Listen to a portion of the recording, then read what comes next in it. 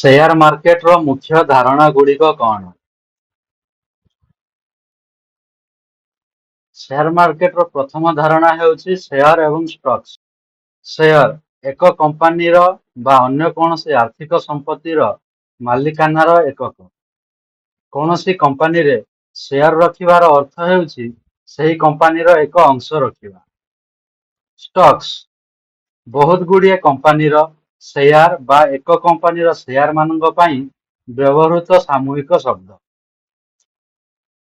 ଦ୍ୱିତୀୟ ଧାରଣା ହେଉଛି ଷ୍ଟକ୍ ଏକ୍ସଚେଞ୍ଜ, ଯେଉଁଠାରେ ସେୟାର ରଖାଯାଇଥାଏ ଓ ସେୟାରର ବାଣିଜ୍ୟ ହୋଇଥାଏ।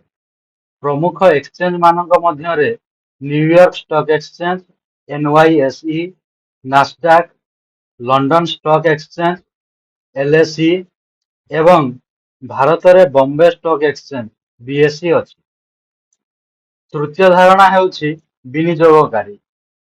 ବିନିଯୋଗକାରୀ ଦୁଇ ପ୍ରକାରର: ରିଟେଲ ବିନିଯୋଗକାରୀ, ବ୍ୟକ୍ତିଗତ ବିନିଯୋଗକାରୀ ଯେଉଁମାନେ ନିଜ ବ୍ୟକ୍ତିଗତ ଖାତାରେ ସମ୍ପତ୍ତି କିଣନ୍ତି ଏବଂ ବିକ୍ରି କରନ୍ତି।